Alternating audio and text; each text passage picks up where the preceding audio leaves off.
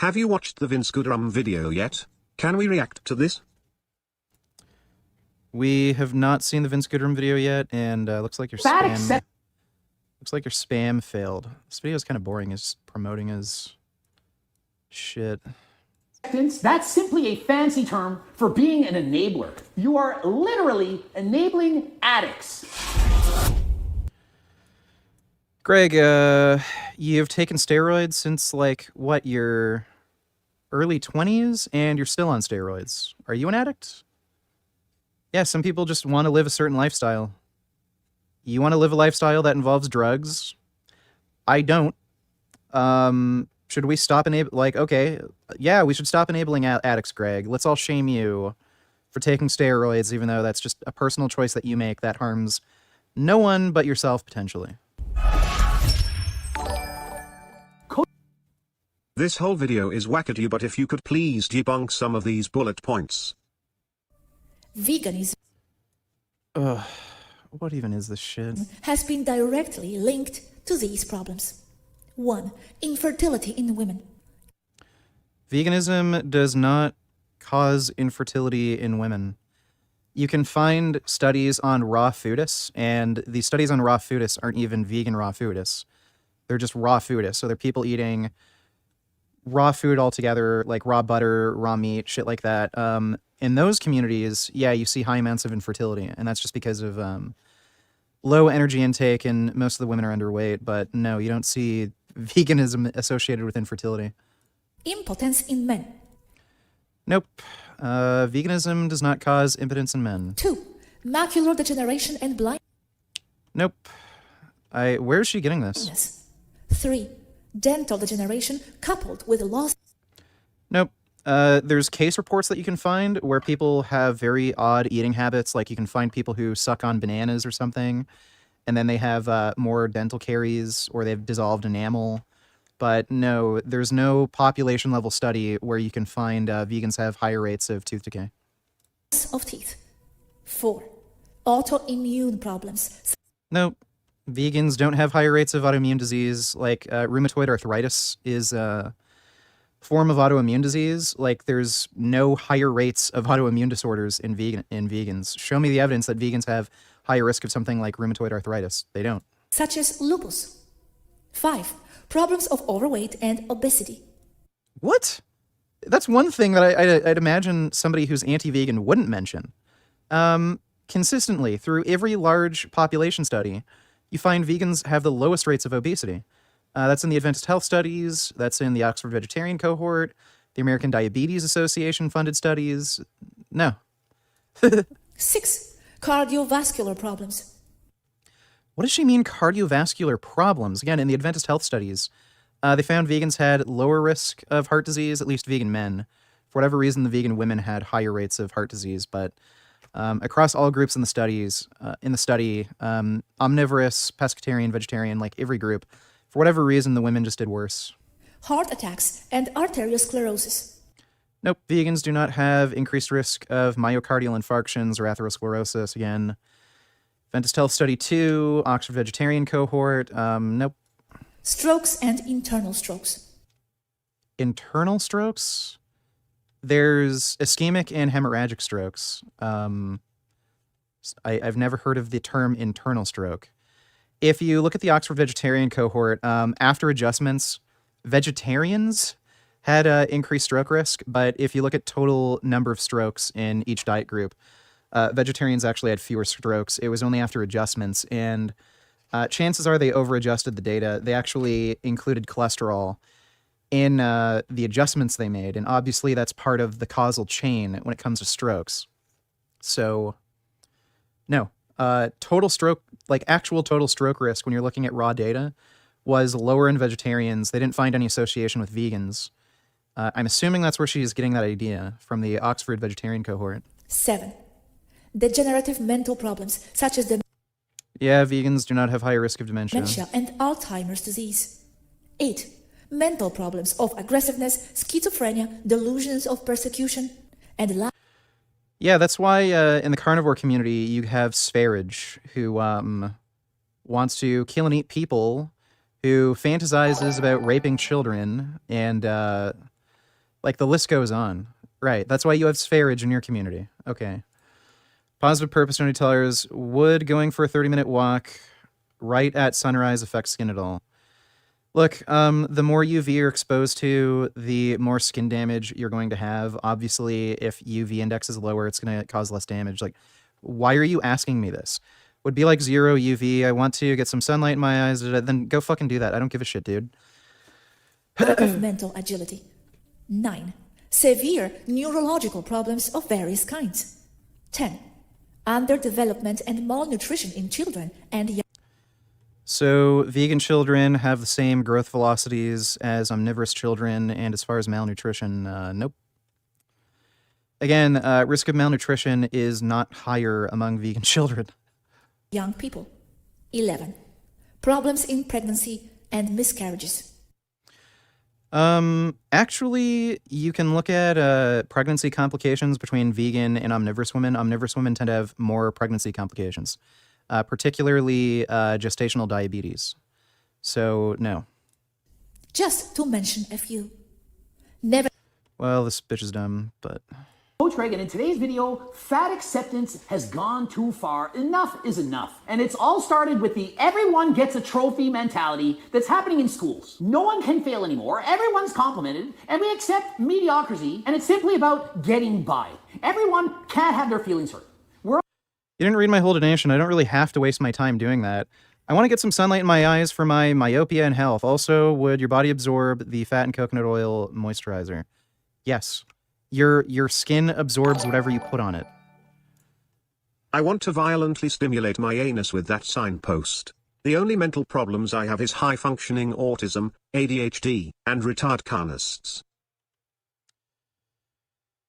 Yeah. I think I have a similar problem too, but thanks, Grimlock. Appreciate it. We're all becoming babies. You can't fail anyone anymore. You can't tell them the truth. You have to be politically correct. And so everyone is accepting mediocrity. And so it's... So you can find fucking anybody who has like any stupid, set of beliefs. So yeah, there are people in the fat acceptance, or like what it really is body acceptance movement, who believe like you can be healthy at any body weight, like there's no such thing as healthy and unhealthy foods. Yeah, you can find those wackos. The majority of people in the body acceptance movement just don't want to be fucking harassed. Maybe these guys didn't have a moral obligation to do anything but do think what these customers were unethical for not doing anything to help the cashier. Sir? The guy's high on fucking heroin or some shit. Who cares? If the junkie wants to kill himself, that's up to him. You don't have any moral responsibility to help somebody. Thanks for that donation, Jessica.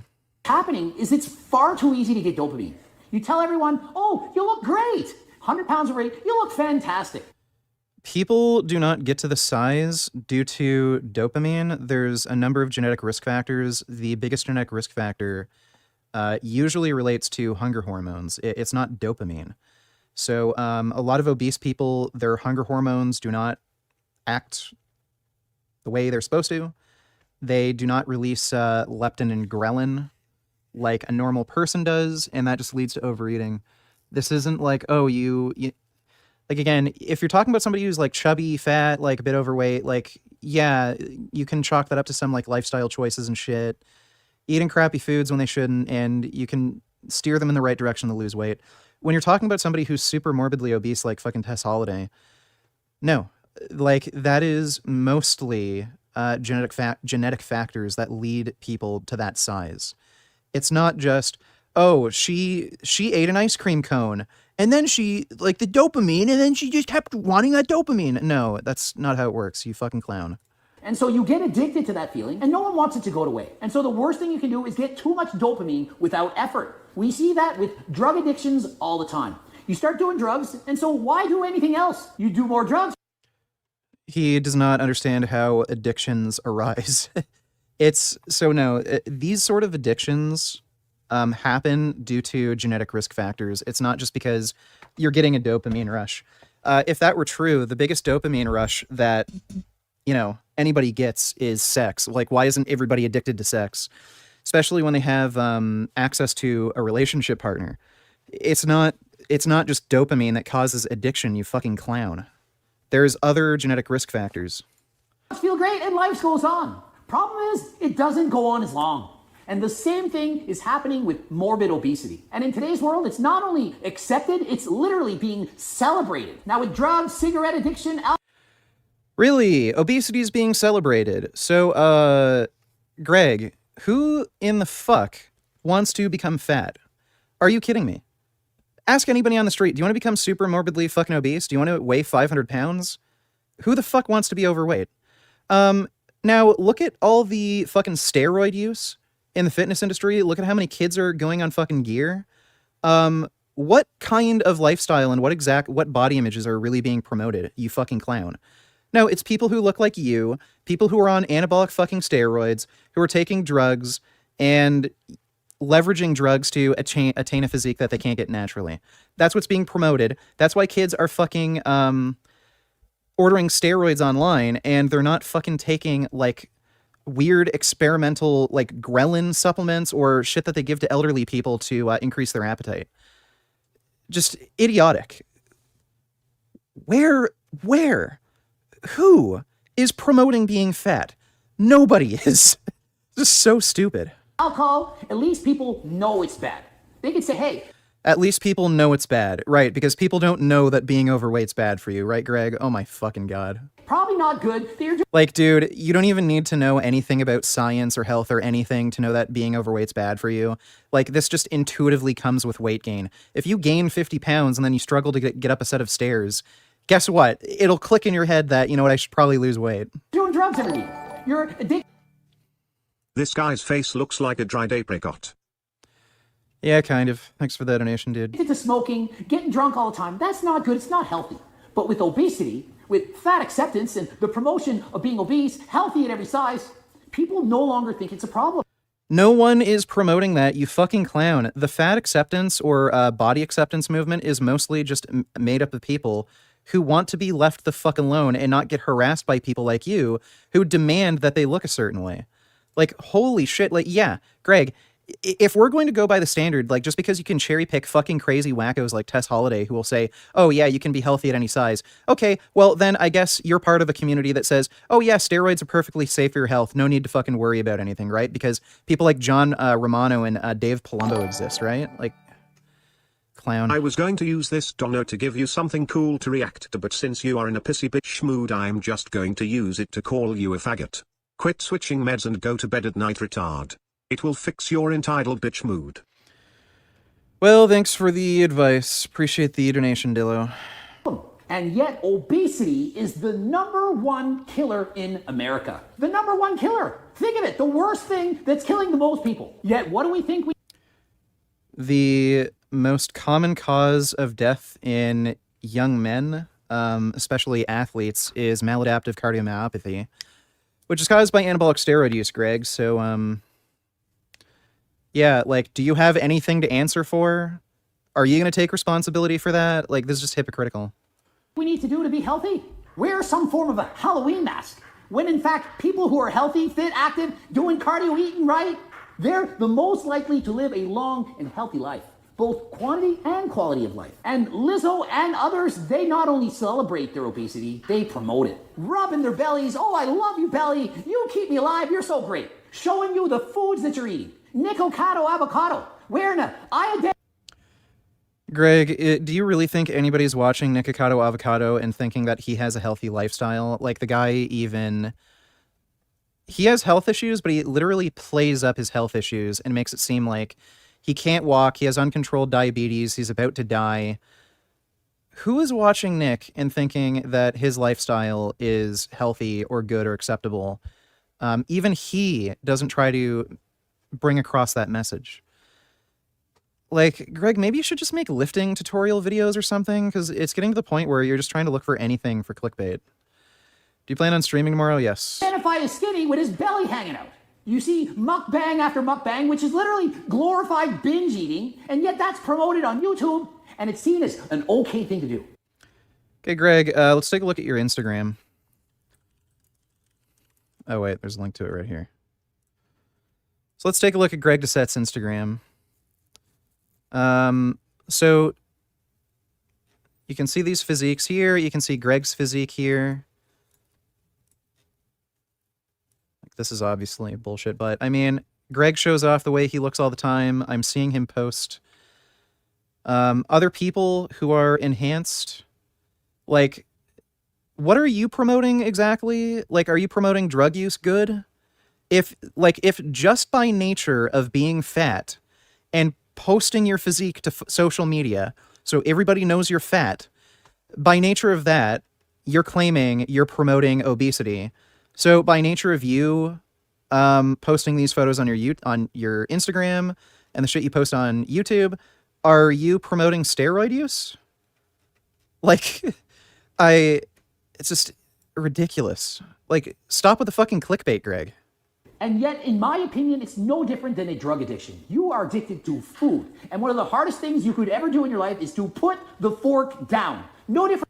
She doesn't feel like losing weight, Greg. Not everybody has to look the way you want them to look. You Go go go go go go go go go go go go go go go go go go go start the stream start the stream start the stream start the stream start the stream start the stream start the stream start the stream start the stream start the stream start the stream start the stream start the stream start the stream inverted question mark inverted question mark inverted question mark inverted question mark inverted question mark inverted question mark inverted question mark inverted question mark inverted question mark.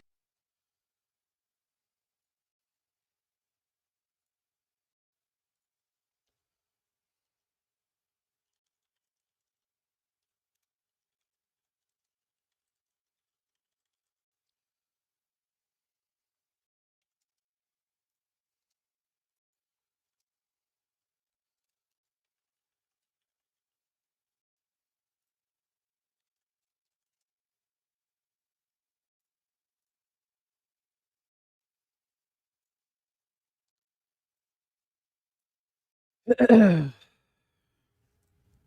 giving up smoking or battling any kind of drug addiction. Food is highly addictive, very difficult to lose weight. It is not easy.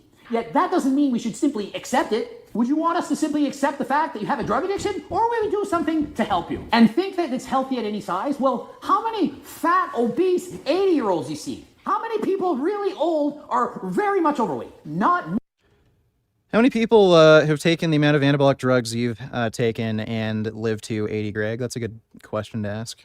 And why is that? Because they don't make it that long. And so if it was really a fact, healthy at any size, which of course it isn't, why are they not living to old age? And you might be thinking, no, you can't be healthy at any size. I'm 300 pounds and I do high.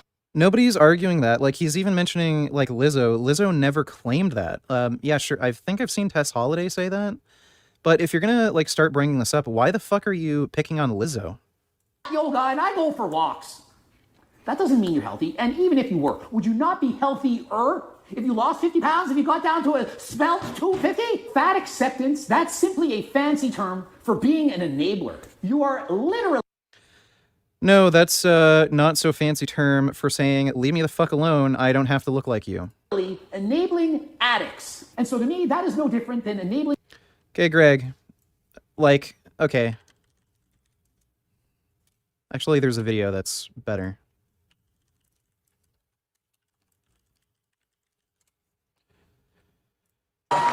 Eddie Hall was morbidly obese when he did this deadlift attempt, this 500 kilogram deadlift. It's not confirmed, but rumor has it he suffered a few strokes while training to become world's strongest man and get this 500 kilogram deadlift. He actually did get brain damage doing this deadlift.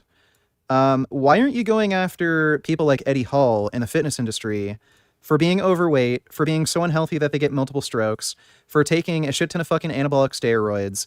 Like, this is a fucking industry that you're a part of that's big on YouTube. Far more people look up to people like Eddie Hall versus like fucking Lizzo or Tess Holiday. Like, a lot more people would probably strive to be as strong as Eddie or look like him versus somebody like Lizzo. So how the fuck can you justify going after Lizzo unprovoked, just randomly for no fucking reason, just making a video about her, complaining about how she looks, when there's people in your fucking industry who are horribly fucking unhealthy and arguably promote that fucking lifestyle. Like, you can look on fucking Eddie Hall's YouTube channel and look at, like, what I eat in a day. Like, what I ate, strongman diet. Like, look at his fucking garbage diet. He's literally glamorizing obesity, eating like shit, overeating. Every strongman does this, by the way. I've also seen Brian Shaw, his ridiculous fucking what I eat in a days. Robert Oberst also eats like fucking shit. Oh yeah. And oh yeah, here we go. And Brian Shaw, 20 pounds of chicken challenge. So why the fuck aren't you going after these people, but you just randomly go after fucking Lizzo, who isn't part of the fitness industry? She's not related to anything you do. Nobody wants to look like Lizzo, or like, nobody's trying to achieve a physique like Lizzo, but how many fucking young kids and young men are trying to do shit that Eddie Hall or Brian Shaw or any of these other fitness YouTubers are doing? How many kids are on fucking drugs? How many kids are eating like shit? How many people are going down that fucking path that's going to lead to a heart attack?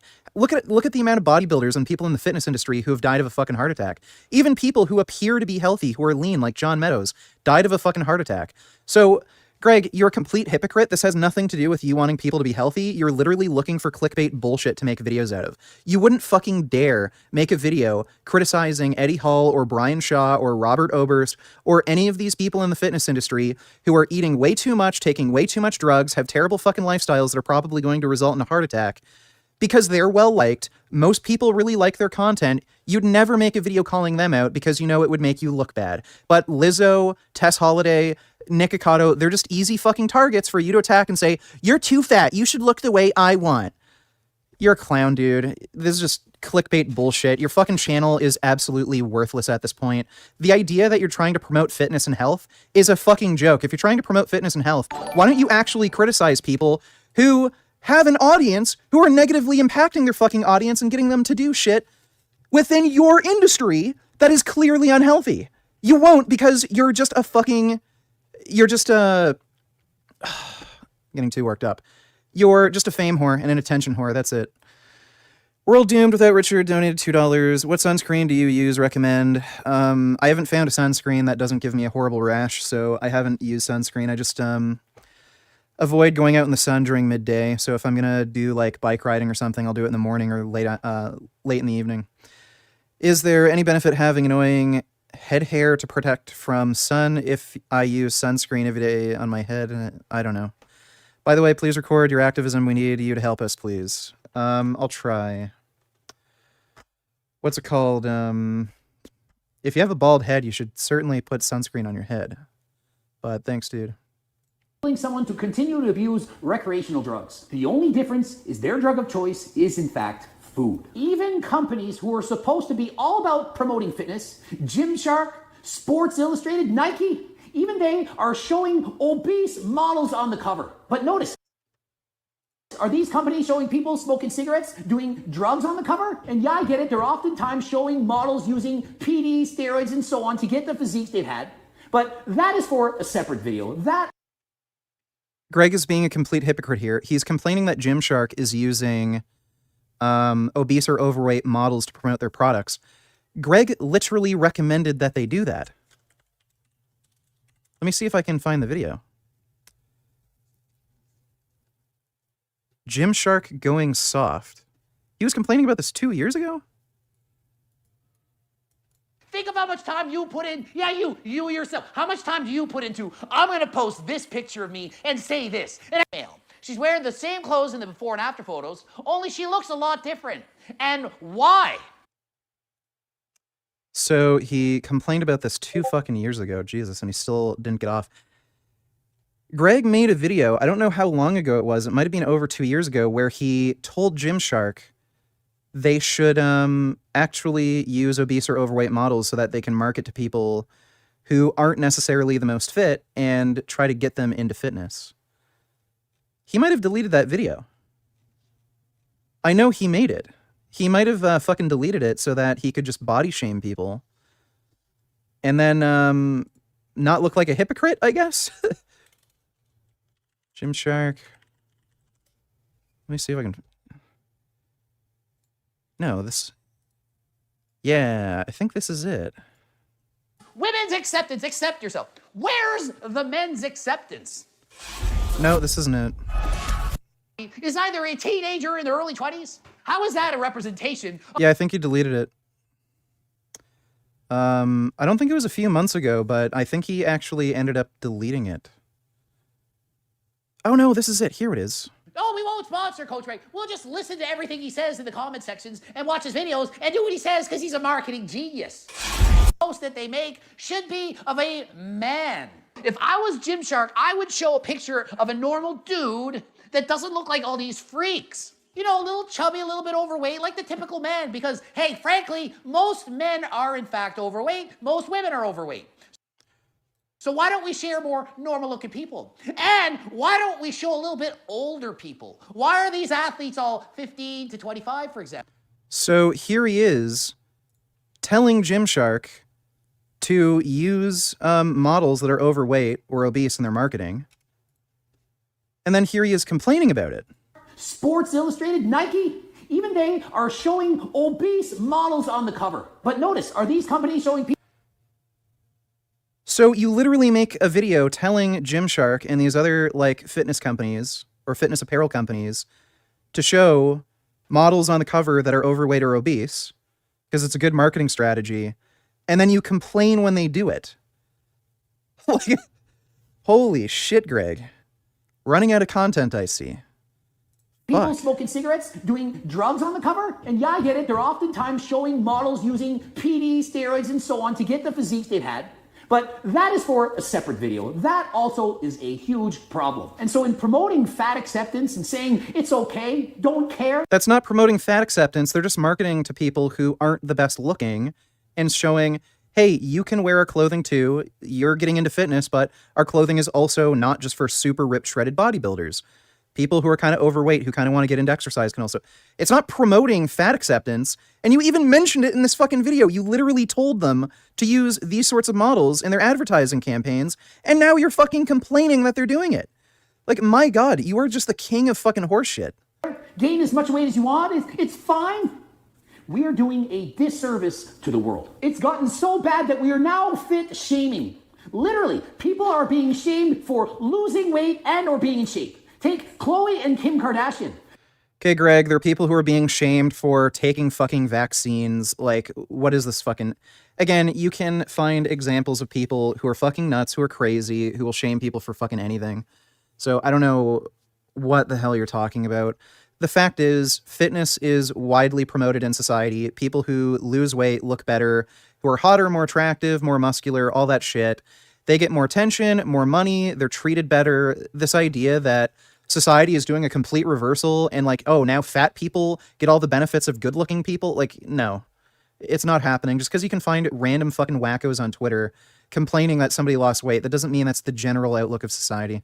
Adele, Sydney Sweeney, all have had to deal with criticism about having lost weight and or looking amazing. How dare you look like that? How dare you, Adele? You lost all that weight. We used to love you. You were one of us. Now you're fit, lost the weight. Shame on you. Why would you lose the weight? That is fit shaming at its worst. It's gotten so bad that even actual doctors like Dr. Mike and others have been accused of being fat phobic. Why? For asking patients to weigh themselves. Let me check your height and weight. See how you're doing. Oh, you're fat shaming me. I don't need to tell you my weight. What is that relevant? Yeah, again, anecdotal examples are not really it's not great evidence of a systemic problem. Like, who the fuck actually believes You mean this? like how you are shaming me just because I am against race swapping? No, I'm shaming you because you clearly just hate black people and don't want to see them in movies, but thanks for the donation, Dodo. How is that related to my high blood pressure, my diabetes? Well, when you're morbidly obese and gaining more weight, you're more likely to get sick and or die. And so as your doctor, I kind of want to know, it's my job. Everyone knows this. Again, just because random fucking Twitter wackos say something, this isn't evidence of a systemic problem. And so they've even developed a card. Here, doc, don't weigh me unless it's medically necessary. Am I not your doctor? It's of course medically necessary. What are you even talking about? Be like getting a breast cancer screening and saying to the doc, don't feel my breasts for love. There is no point in doing breast screenings where you feel for lumps. By the time you can actually detect a lump, the cancer's already spread. They've done studies looking at the effectiveness of breast cancer screening, so like checking for lumps, and how many patients that saves. You literally have a 1 in a million chance of saving a single patient by doing that. So that's a really bad example. Unless it's necessary. Well, yeah, kind of necessary. No, it's not necessary. You don't know what the fuck you're talking about. I think I have skin cancer. Don't look at my moles unless it's necessary. That is the whole point. It's their job. And so if you don't think that weight matters, that being obese doesn't have any influence on your health, well, think again. Imagine the fine print. If you really need my weight, please tell me why so that I can give you my informed consent.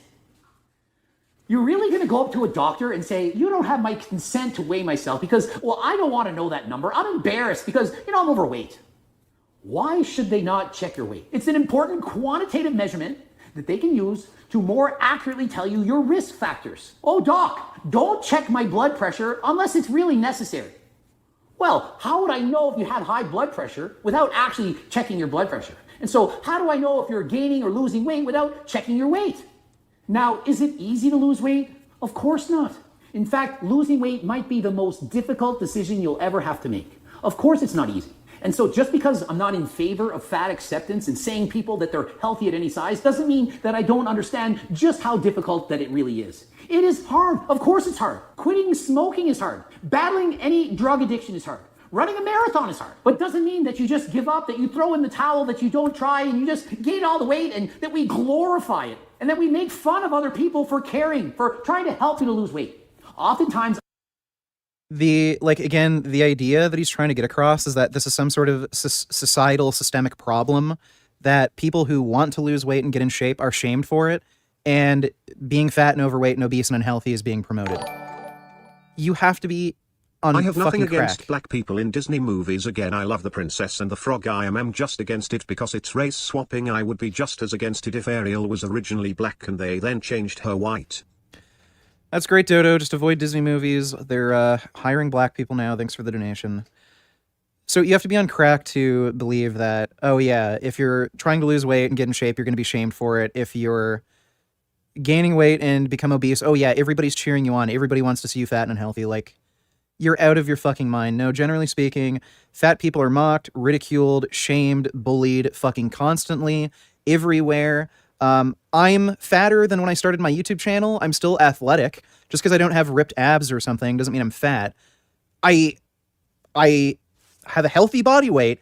People, fucking trolls come over to me and say, you're fat, fatty fat. Wow, Vegan Gage got fat. Like, just because I have a normal fucking body fat percentage. That's perfectly healthy. So this idea that, oh yeah, everybody's trying to promote being obese, fucking crazy. No, the majority of this body acceptance movement is just people saying, fuck off, stop bullying and harassing me just because I don't look like the way you want me to look. My God. If dark energy is an excitation of fields that permeate space and time and thus it is considered as a particle, then how would such force-carrying particle counteract the geometric curvature caused by massive objects aka gravity? PLS explain that. I don't know, Dodo. Maybe they explain it in a Disney film or something. Appreciate the donation, dude. I'm criticized for talking about weight loss, that I'm somehow doing a disservice to the world. How is that possible when obesity is the #1 killer? And so if we can solve that, if we can cure it, if we can help people to lose weight, then how is that bad? Oh, Coach Greg said that if you can't see any abs, that you're fat. Fat is another word for being overweight or obese. And sorry to break it to you, but if you're overweight, you're fat. Not saying you're a bad person, not saying you don't deserve.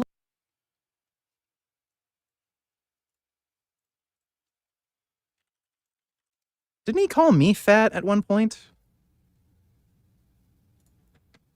Oh my God, if people are as annoyed by my voice as I am, critique a movie analysis that I did on the game of what the show is about, some of the things I said basically quoted were complete BS, like the one on Beet Juice, increasing your bench press strength by in my name and doing a critique of my How was his voice more whiny and nasally back then? It's really weird. film. His film will get more views. That he knows.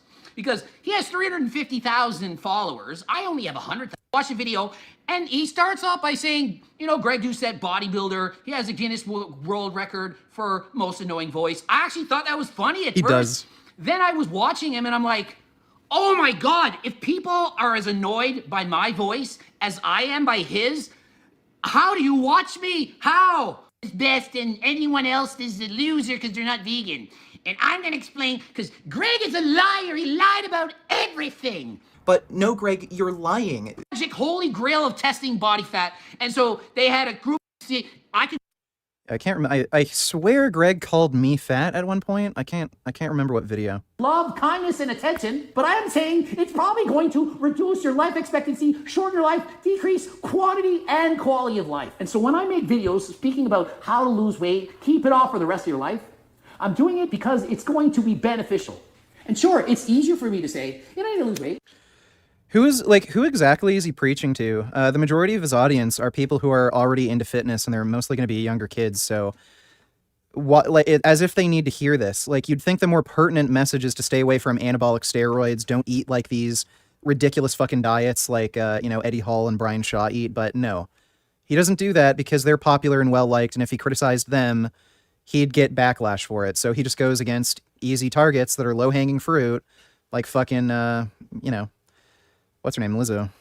Healthy at any size. Can you walk for 10 minutes? Well, that's great, you're healthy. Don't worry about it. You're 100 pounds overweight, but you're going for a walk. That's great. You are fine. And that's not it. It's much harder to tell people what they need to hear. And what I do, I tell you what you need to hear, not what you want to hear. You want to hear, you're fat and healthy at any size. If you would tell us what we need to hear, you probably wouldn't speak, because nobody needs to hear your fucking annoying ass voice, Greg. Oh, for the love of God, I was just as against the whitewashing in pan and ghost in a shell. Why can I criticize those but not the other way around? Explain. Just because people of color are oppressed and does not make it okay to do the same thing. You keep telling us that, Dodo, but you only started complaining when a black person was on screen, so. Sorry, not going to do that. And so rather than just quoting studies, saying this or that, I give you my actual honest opinion. And if you don't like it, sorry, the truth hurts. And so what can you do when you realize that fat acceptance is not a real thing? It's just some artificial human-made terminology to brainwash you into thinking that you're healthy. What can you do? Well, if you're struggling to put the fork down, if you're not getting in 150 minutes of cardio a week, you can start there. Try to eat low-calorie dense foods that are more filling. If you don't know what those are, I have tons of videos explaining that. Recipes, videos showing you how to make anabolic French toast, wraps, protein ice cream. You know, the one you can put over your head? And if you want more, of course you can get my freaking cookbook. Low-calorie, high-protein, high-volume meals for the big eaters. The ones that are struggling to lose weight. That is what it's for. Also, my Circle Diet book, my life's work made simple. As for Cabbage No Tillers, doesn't Greg bully some other channels? Didn't he bully someone for using his cookbook off of YouTube? He was bullying a very small channel that was run by a girl who had suicidal depression, and he made up a bunch of lies about her, claiming that she stole a recipe from his cookbook when she literally found a recipe from a fake cookbook that he published that didn't have a license, and Greg's intention was to publish a fake cookbook with bad recipes in it so that his real cookbook wouldn't be circulated online as much. And he lied, claiming that she stole a recipe when she didn't. She literally used a recipe that he put on the internet that had no license. And he made up a bunch of lies saying she stole it. So, yeah. And then she was getting harassed like crazy by his audience. And obviously somebody with suicidal depression who's really fucking sensitive was affected by that quite badly. And then he essentially extorted her and said, I'll take the video down lying about you if you give a good review of my cookbook. So, yeah, that's what Greg did. Thanks for the donation, though, Astro Cabbage. Easy to understand. Read it. You can apply it right away. Baby, take you 6 hours. Is that not worth it? To lose weight, keep it off, improve your quantity, quality of life?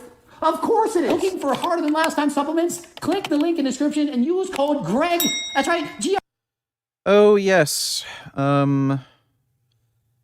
Let's, not to mention the supplements he sells that do nothing, like the fucking Turk Builder that has no Turk in it. REG, it's as easy as that. You will get 10% off your order. My team, 10 if you want a free subscriber. Jesus. Well, that was a terrible video. Wonder if Leo and Longevity responded to any of the stuff about him being an anti-Semite. That's weird. Did he take his video down? Or I mean his channel? No, here it is. I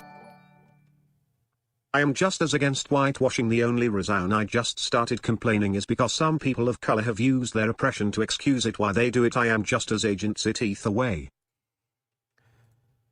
Yeah, Dodo, so if you want to complain about black people in movies, maybe this isn't the best place to do it. Thanks for the donation, though. So, this is in response to advice I gave where, if you're a vegan and you're dating, I said it's fine to date people who eat meat, but if they're not going to go vegan, that's likely going to cause long-term relationship problems, and the relationship will probably not work out.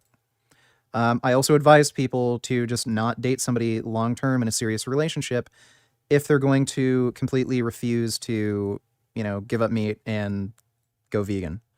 Again, it's probably just going to create too much stress in the relationship, and on top of that, do you really want to date somebody who's basically a fucking Nazi to animals? Here's another video of Greg and his wife is in it. From what I understand, he's not married. This is just his girlfriend. There you go. So you have now It's the got an excuse. excuse. Everyone wants an excuse for everything. Excuse why they're cookbooks, excuse why they can't do this, excuse why they can do this. It's like, it's one thing, one excuse after another. Coach Greg, and I'm here with Ali Smith. and we're going to talk to you about why she's gained weight over the last few years. Were you prepared for that? Nope. I'm like, I'm changing the subject all of a sudden. I would have guessed pizza and wine, but what do I know? No. This is what's going on. If you're wearing nail polish, you're gonna gain weight. And so she's wrong from the beginning. If you're wearing nail polish, you're going to gain weight. That's a strong statement. Yeah. But if you put on nail, I feel like just walking in and out of the you can't lose weight. Whatever. What's going on, everybody? Vince Goodrum here. It is Sunday afternoon. Reason why I wanted to make this video is someone had showed me another copied video that Richard made the other day in regards to a dating question being asked. And folks, the last person you want to ask about dating advice is going to be Vegan Gains here. Yeah, so let's see. I have a successful long-term relationship, and I've been married to my wife for, 6 years now? Vince has, I don't know if he's been married more than once, but I know he's been divorced at least once. So, I don't know. Maybe I know a little bit about maintaining a relationship, seeing as how I'm not divorced and happily married, but you are divorced. That's one thing. So I went ahead and watched it there. And I have to say that I was pretty horrified that he compared dating someone that eats meat to a Nazi. Yeah, so Nazis targeted ethnic minorities, particularly Jews, and they would kill them. Meat eaters target not ethnic minorities, but they target specific species and kill and eat them. I do not see a meaningful moral distinction between humans and animals, where, you know, gassing humans and then killing them is not okay, but gassing animals and killing them is okay. So, yes, meat eaters are comparable to fucking Nazis. If you want to debate me on that, we can. But no, they are. There's no logically consistent way to say meat eaters are not comparable to Nazis without denying basic human rights. So, even if you did that, I think it'd be very difficult because the Nazis denied basic human rights on the basis of arbitrary distinctions between individuals. Nigga, have you lost your goddamn mind or something? Are you a goof there? You know?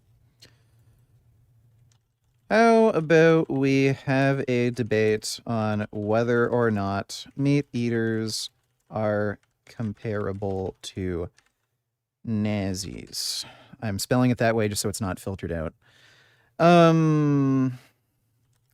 Email me if you're interested.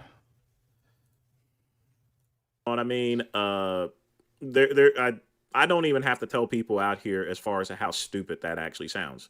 But here's the thing. I'm going to avoid your level of stupidity in actually saying that. And I'm going to give you a little bit of advice, something that you're going to learn when you get a little bit older here. Now, first off, there's nothing wrong with a vegan and a non-vegan dating. You don't want to know why? Because every relationship has different dynamics here. People are going to be different from each other. This is like saying it's fine for a neo-Nazi to date a Antifa member. Like, you don't see how that's going to end up creating a bit of conflict in a relationship. There's a difference between, yeah, everybody has a different relationship dynamic and you might disagree on something, and having like beliefs that are completely diametrically opposed to each other, that are a significant part of your overall lifestyle or political beliefs. So, yeah, I don't see how you can just fucking claim that and brush it away as if, oh yeah, meat eater, vegan dating, yeah, it's not, that's just insignificant, right? Just like if a neo-Nazi was dating an Antifa member, right? My ex-husband was Wiccan. I'm not Wiccan, okay? That's just for an example. So we both had different religions here. Your husband being Wiccan and you not being Wiccan, those, like, again, those beliefs aren't necessarily completely contradictory to one another. It doesn't affect you. It doesn't affect the relationship. So stupid. But we managed to make that work there. Now, with that being said, here's what could possibly happen if a vegan and a non-vegan actually dated. And believe me, there's plenty of them. There's plenty of vegan and non-vegan couples out there, Richard, and they've gotten married and they. Astro Cabbage donated $2. Maybe Vince should marry a KKK member. Yeah. Like, again, I don't know how we can just sweep these things under the rug. It's ridiculous. And I don't know of any statistics on this, but I would imagine a lot of relationships are fucking ended because one of the partners are vegan, one of them aren't. I know people personally who are in activist organizations. Usually women have a problem with this. It's pretty easy for men to find vegan women, but it's very difficult for women to find vegan men. A lot of women that I've worked with doing vegan activism, they either have to date non-vegan men, or before they went vegan, they were dating, a normal guy. And them just still deciding to keep eating meat is a massive, massive stress in the relationship. It affects intimacy. These women don't want to kiss their man or have sex or go out with them or talk to them if they find out that they're eating meat. They're just so massively fucking disappointed. They're disgusted that they do something so unethical. It's basically like finding out that your partner fucking raped somebody. So again, to say, oh, I know somebody who has a great relationship and one's vegan, one's not. Well, that's fucking great, Vince. You can point to whatever anecdotes you want. I guess I can point to whatever anecdotes I want, but I don't see how it's fucking unreasonable to assume, yeah, dating somebody who isn't vegan as a vegan would put fucking stress on a relationship. That probably isn't worth it. Live just fine here. So that's one dynamic that, they just continue about their lives there, get married, have kids and everything. And she continues on a vegan diet. He continues on a non-vegan diet. That's one thing. The other thing is that the person can go from being a vegan to a non-vegan or vice versa. That person would go from a non-vegan to a vegan. And that can also happen as well. I literally use that as a hypothetical where, for a reason why it's okay to date non-vegans. Well there. You know what I mean? The whole thing about relationships is no matter who you end up dating or so forth, there's going to be always some sort of difference. There's going to be some sort of different. Yeah, so muddying the waters and saying, oh yeah, there's always going to be some sort of difference, you're just ignoring the fact that, again, somebody who thinks it's okay to eat meat and somebody who's vegan have ethical beliefs that are diametrically opposed to one another. It's not just, oh, everybody has disagreements. Like, no, again, it's like an Antifa member dating a KKK member. Philosophy. There may be some different religion, or even within that religion, there may be some different thoughts and ideals here. That has to be worked out between a couple, not by you, Richard, okay? And I never said that I am this relationship god, and if anybody wants to have a relationship validated, it has to go through me. The fuck is the straw man? Ideology, as far as the comparing it to Nazism, is just, again, kind of stupid. Not an argument. Make an argument for why eating meat is not comparable to Nazism. Let me ask you this here, Richard.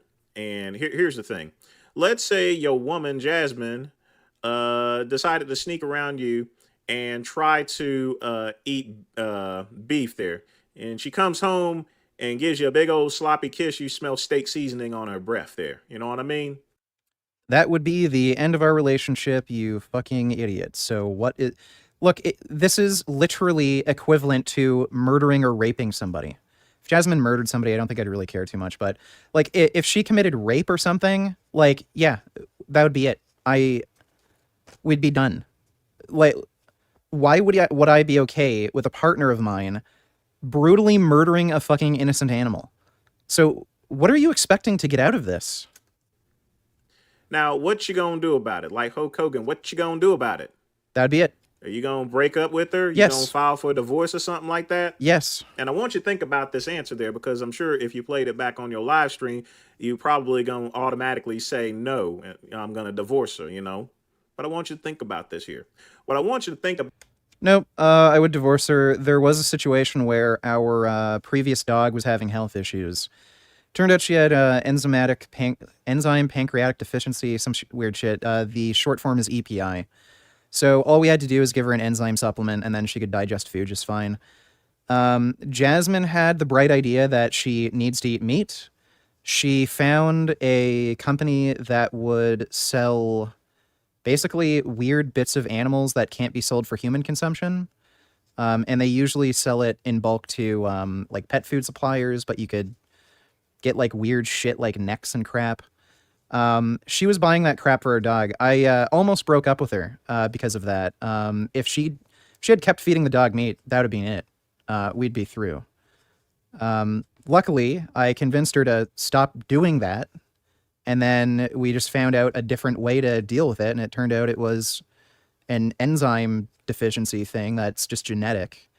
And then we put her back on the vegan diet, and there you go. Right now, Jasmine acknowledges that what she did was wrong, and if she could go back in time, she wouldn't do that again. But if she was going to have this belief that, oh yeah, it's fine to feed the dog meat and shit, like, no, that'd be it. We'd be done.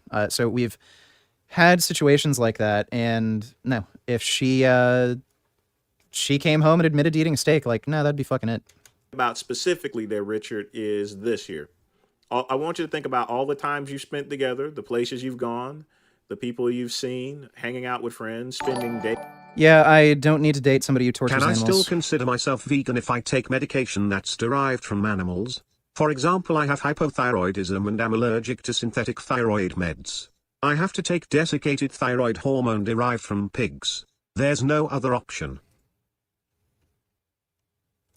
I've never heard of this.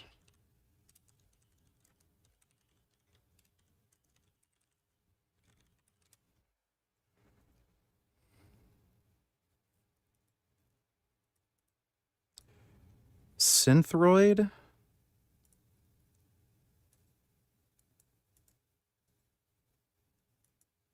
So you're not taking like T4, or T3, it's something else.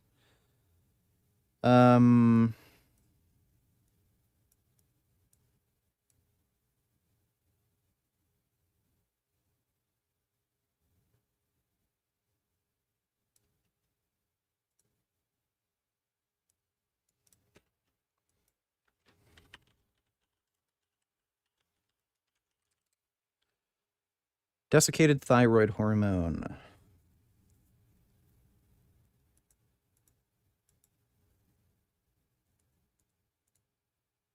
I didn't hear of this. Yeah, assuming pigs are being killed to produce this hormone, then yeah, that's unjustifiable. You should just die. Assuming pigs are being killed to produce that hormone. In some ways, like, I guess, like, assuming, like, there's pigs within industry, animal agriculture industry, that are being killed for meat, but then, like, I don't know, the medical industry has an interest in byproducts like thyroid.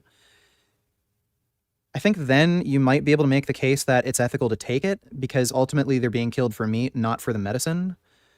Even though still, to, like, some degree, if medical industry is buying up these byproducts, like, to some extent you are supporting animal agriculture, but I'd say it's, like, to such a small degree, you'd probably justify it. Like the course of medication throughout your entire life probably wouldn't add up to a rights violation like murder. But yeah, no, if pigs are being killed to produce your medication, then no, totally immoral, unjustifiable. You should just find some other type of thyroid hormone that you don't have a reaction to. Quick Googling, it seems like it's not actually the active drug that triggers the allergic reaction, it's whatever additives are in it. So you might just want to try a different medication or something, but yeah, assuming pigs are being killed to produce the thyroid hormone, it's totally unjustifiable. Again, name the trait that's lacking in animals that's lacking in a human being. It would be okay to breed and kill trait-equalized humans to get their thyroid gland. Thanks for the donation, though, dude. Day by day, taking care of the animals and stuff like that. You know? I want you to think about that. I want you to think about... Yeah, Vince, I don't want to have a relationship with somebody who pays for animals to get tortured and murdered. So yeah, oh my God, all the good times. Would you have those thoughts in your head if you found out your partner was like raping children? Obviously not. So no. About marriage and stuff like that, you know? I want you to think about all of it. Yeah, some dude in military training, if you want to become a medic, what they often do is they injure animals so that you can treat their wounds, so that you have a live subject to perform these medical procedures on. For a while, they were using dogs that they'd intentionally shoot or stab or something like that so that medics can learn how to do simple field surgeries or use sutures, shit like that. Because a lot of people didn't want to injure dogs, they started using goats. So typically, if you want to become a medic in the military, and they use animals as a training subject, they shoot or stab or injure goats. And then you have to put like field dressing on them or do some sort of surgery. And you're going to find that that answer that is so that you would automatically assume is predictable is not going to be the case there. You know, it's not going to be an easy answer. It's going to be very hard for you to tell Jasmine to go F herself there and we're getting a divorce all because she went and ate. I literally told her that when we were dealing with the issue with the dog, so. A steak or something. And I'm just using that hypothetically, okay? Because here's the thing, it doesn't have to be a steak. It can be anything else there, you know? It could be, when you have things like that, you know, other issues that will come up in your relationship you may disagree with there or so forth, and, you know, and you'll have that same mentality. That's why you don't want to think about two people dating there that are vegan and non-vegan and comparing it to Nazis. It really just shines a light in your psyche as far as that's concerned. I honestly don't think that you would be just quick just to pull the trigger and tell her to F off, tell her to go back to Finland and go and get her a divorce all because she went and ate some meat there, basically. Yeah, I would. You're not going to just simply do that. No, I don't think so. Yep, I would. And if you are, you're a bastard for even thinking about doing something like that. Oh, really? So if your partner, I don't know, like rapes a kid, are you an asshole for breaking up with your partner for discovering that they're a rapist? Like, what's the standard? You really are. You are a heartless person if you thought about breaking up. Yeah, I'm a heartless person for breaking up with somebody who tortures and murders animals, right? Cool story. Jasmine, in the event that she went out and had herself a nice, delicious, juicy steak or anything. And the reason being is because it doesn't even have to be that. It can be anything, Richard, when you have that type of mentality. So if you decide and you answer and say, after thinking about what I said, that you would just immediately cut her off and divorce her, you a piece of shit then. You know what I mean? Because when you compromise like that, you're going to find lesser things to compromise with other than veganism. Think about it. This is the real me. All right, well, thank you for making that clear, Dillo. Appreciate the donation, dude.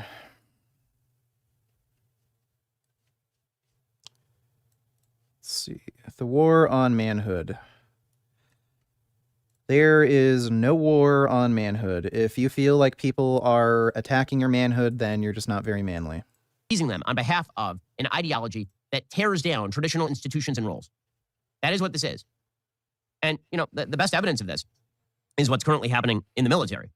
So, yesterday, John Kirby, who is the spokesperson for the... I thought you have said in the past that higher complexity life forms are of more value. If it came down to a human dying or a pig dying, would it not be justified for the human to survive if the last resort was the death of a pig? We're not talking about one human and one pig, and that's only thinking in like a trolley scenario, where you're not necessarily violating anybody's rights, you're just thinking of deciding which one to save. When it comes to violating rights in order to benefit another party, then no, there's no morally substantive difference. Do you think it would be okay to kill an infinite number of retarded children and kill them, butcher them, take out their thyroid gland, and then turn it into medication just so that you could save a few people with a thyroid issue? Thanks for that donation, Stan. The Defense Department, John Kirby was asked on Dan Abrams Live about the quote-unquote woking of the military, the fact that there's now equity training being done in the military, the fact that we're now supposed to pretend that men can be women, women can be men in the military.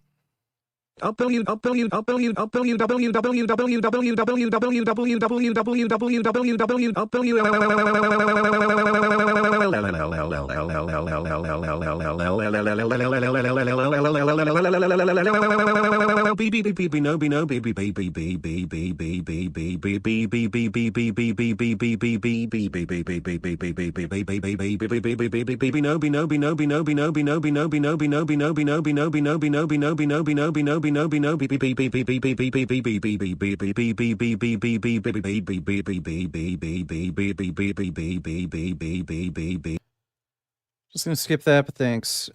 So Ben doesn't know what the fuck he's talking about. He clearly doesn't have any military experience, obviously. Look, the reason why they're doing shit like this, like equality training and stuff in the military, they're making a point to not harass other, recruits or teammates or what have you on the basis of their sexuality or gender identity, is for entirely practical fucking reasons, you idiot. The military has had a long history of issues with racism, with bullying, with sexual assaults. So no shit, they have to address this. Do you honestly think that people are going to be able to work together and be a more functioning kind of combat unit if all of them have racial, gender, and sexual prejudices against each other? If there's issues with fucking rape, bullying, and hostility? So yeah, no shit. They have to make sure that people aren't racial, like bullying or harassing people on the basis of race, gender, sexual identity, and things like sexual assaults aren't going on. I don't know how he thinks any of this is not reasonable, you fucking clown. In public is supposed to fund those surgeries and all this. And Bo Jiden donated $2 Reddit link.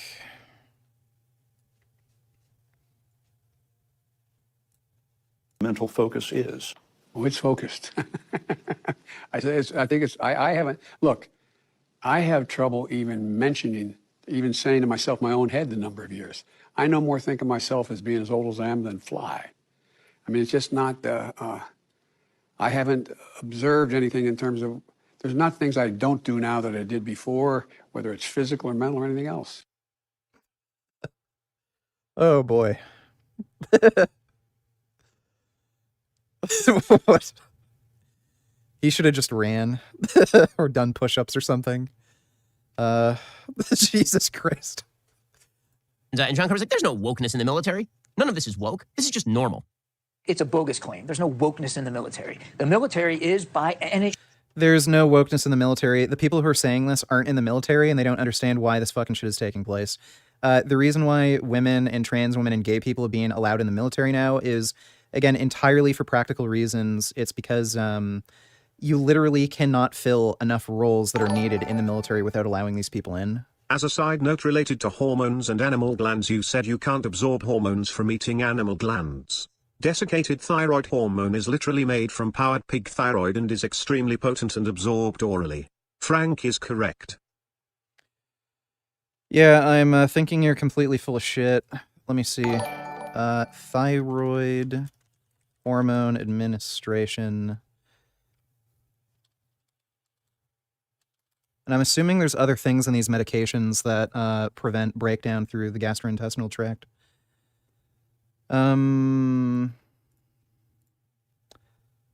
Thyroid hormone is usually given in pill form and is often used to treat an underactive thyroid. Most commonly prescribed hormone replacement is pure synthetic thyroxine. Thyroxine. Let me see.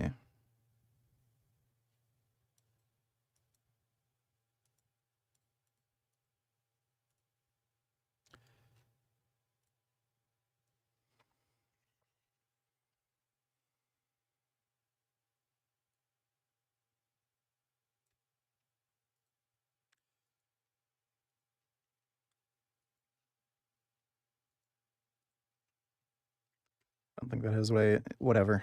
I don't fucking care, dude. As for cabbage and $92, it's common for people to take a medication, even if they're allergic to it, depending on the severity of allergies. Often the allergies dealt with separate medication causing allergies. Yeah. I don't know what kind of allergic reaction this guy's claiming to get from it, but I'm pretty sure he's a fucking idiot. Thanks for the donation, dude. As for cabbage, $92, an example is penicillin allergies. People still take penicillin if they're allergic unless the allergy is severe or immediate. Yeah. Look up desiccated thyroid hormone and how it's made. It's taken orally in pill form. I don't care. The main fucking issue is whether or not it's ethical. I'm not exactly sure how the supply chain works for it, but whatever. Thanks for that donation. Should be a diverse organization. We're supposed to represent and defend all Americans. Yeah, so the military doesn't really care about diversity. Again, the reason gays, women, and trans women and men are allowed in the military now is because you cannot fill the required roles without these people being allowed in. One of the reasons for that is obesity. Because obesity is such a huge issue, a lot of the people who would have been allowed into the military are just too fat now to be allowed in. And on top of that, like, fewer people are even interested in a military career just because of, you know, just changing views on the military. Same with police. There's just fewer people who are interested in becoming cops for similar reason. There's just been cultural changes. And again, you need people to work together, like each other. The idea that people should be allowed to sexually harass each other, commit sexual assaults, allowing racism, homophobia, transphobia, and you know, bigoted behavior and bullying is stupid. I don't know how that would be useful to military service. Americans. And our diversity, and I've seen this myself firsthand aboard ships at sea, the diversity of the United States military makes us stronger, it makes us smarter, helps us make better decisions. There's no wokeness. They're driving a stake through a straw man. So there's no wokeness in the military. Also, the thing that makes the military the strongest is not military readiness, efficiency, objective metrics. What makes it strong? Yeah, and according to Ben, those objective metrics are going to be improved if people sexually harass You are each wrong other. though when you say animal glands and hormones can't be absorbed orally. Frank is correct. No, he's not. Okay, just because you can find one fucking hormone that's orally active, that doesn't mean every single one is. Go fuck yourself. Stronger is diversity. But there's no wokeness in the military, says John Kirby, before providing a pretty good definition of wokeness in the military. By the way, according to dailywire.com, Biden's military is now telling people in the Air Force to stop using words like mom. According to Daily Wire? What? The Air Force to stop using people in the Air Force.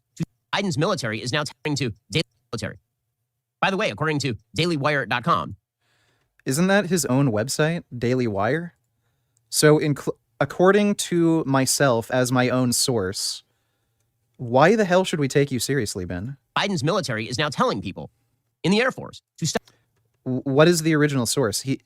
He's literally saying he's his own source. Stop using words like mom and dad. Because after all, we wouldn't want to offend it. There's No, that's bullshit. That's a lie. Go fuck yourself, Ben. That's a lie. no wokeness in the military, though, guys. No. Show me the source. He's literally using himself as his own source. It's literally made up. He's lying. No wokeness in the military. These traditional roles, the traditional notion that mom and dad are a good thing, and that a child should have a mom and when did it become controversial to suggest that a child deserves a mother and a father? If you deprived a child of a mother or a father, you're literally making shit up and lying. So this would make you a when did it become okay to lie, Ben? Tell me that. Child abuser. But in our society, we've decided that mother and father are no longer words that can be said because there are too many kids who have been brought into families who don't have a mother or father. And after all, we can't pretend there's a superiority of having a mother and a father over having two dads, two moms, three moms. There's no advantage to having a female mother and a male father over having two fathers or two mothers. When you control for confounding variables like socioeconomic status, gay couples are just as good as raising children as straight cis couples. moms and a chicken. It doesn't, none of that matters. It's all equally, it's the same. It's the same, exactly the same. According to Daily Wire, in yet another indication of how wokeness has permeated the American military under the Biden administration, Air Force cadets have been instructed not to use gender-specific terms like mom or dad. They've been told to... Yeah, that's just a lie. It's funny, he didn't mention, like, okay, according to, like, this, I don't know, notice within the military that was put out by this commander, he's literally referencing his own fucking website. So he is his own source. It's stupid. To replace such terms with words like parent or caregiver. That instructor was featured at the Air Force Academy in Colorado as part of the diversity and inclusion training. Yes, there's no wokeness in the military except for the DEI training over in the military. The New York Post reports that cadets were told our leaders have determined diversity and inclusion is a war-fighting imperative. Is it, though? Truly. Yes, it is, Ben, because without this diversity, there would not be enough people to fulfill necessary fucking roles, you clown. So they need to find ways to get these people to work together and not be bigoted, not be racist, not be homophobic, not sexually or harass or assault each other, which has always been a problem in the fucking military. Is a war-fighting imperative pretending that moms and dads don't exist and that everybody's a parent or caregiver? Again, I make a joke every... It's just a completely made-up claim and a straw man. Every single Father's and Mother's Day. That it's either primary, caregiver of unspecified gender, or secondary, legal guardian of unspecified gender. Every single Mother's or Father's... People are like, why do you keep making that joke? What is with the right wing and just coming up with these retarded, crazy ideas, and then people just believe it, like the fucking kids needing a litter box because they identify as cats in school, like... I keep making the joke because you guys don't get to pretend that you care about Mother's Day or Father's Day when you don't actually believe that we can celebrate mothers or fathers qua mothers or fathers. It's amazing. Representative Mike Waltz, Green Beret, told Fox Digital, it's been a tradition in the military to get letters from mom or dad or your boyfriend or girlfriend for as... Now, listen, if you're a little slut, then hypothetically, I would be your daddy. And if I'm your daddy, then that means you need to do what I tell you to do. And if I get to do what you need to do what I tell you to do, then that also makes me your master and you're my slave bitch. Fuck you, Ben. As long as there's been a military. Now we're instructing every cadet entering the Air Force not to say mom and dad, not to say boyfriend or girlfriend. Again, the idea that this somehow this is made up. Makes military readiness better is an absurdity. It's an absurdity. Because guess who tends to fight wars? The people who tend to fight wars are typically very patriotic, very male people. No, Ben. The people who tend to fight wars are the people who join the fucking military. And you'll find that there's a very diverse group of people who join the military for a variety of reasons. So, I don't know what he's talking, like, what is the argument here? Aside from the made-up shit that he's talking about, like, what policy have they instituted that is going to make our military presence, like, weaker in any way? Shapiro sucks on tellers. Could you react to this possibly? Let me see. My little... Liver King would find another son. I've already reacted to that. It's old, dude. Thanks for the donation.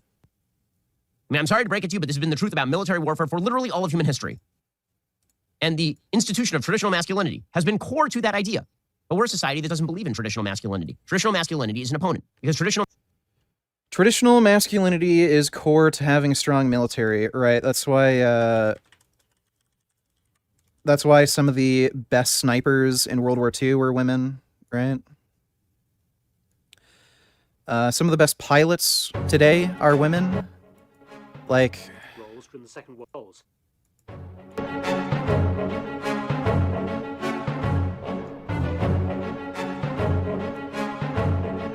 Made much use of women in direct combat roles during the Second World War, an early form of women's liberation. Man, that chick right here is fucking cute. Form of women's liberation and in line with communist principles. This was in direct contrast to Britain, the United States, and Germany, who only allowed women to enlist in non-combat supporting roles. One area in which the Soviet Union heavily relied on women was snipers. The Red Army believed that women were highly suitable for this role, being more patient, careful, and cunning. In February 1942... I would certainly say women are more patient, and they also tend to have very steady hands.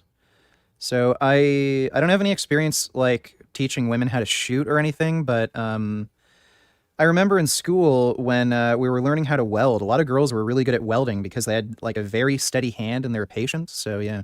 Women between the ages of 16 and 45 were subjected to the military draft. The Red Army created the Central Women's Sniper Training School near Moscow.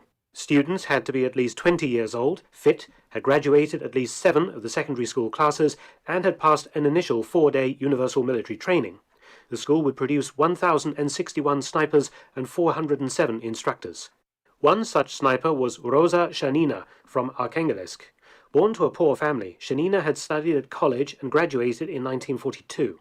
During German bombing attacks on her hometown, Shanina and her fellow students had worked as fire watchers. Her brother was killed in the siege of Leningrad, an event that spurred her on to join the army. In June 1943, Shanina, already a competent shot, completed initial military training and was enrolled at sniper school. She graduated with honours and refused a place as an instructor in order to go to the front.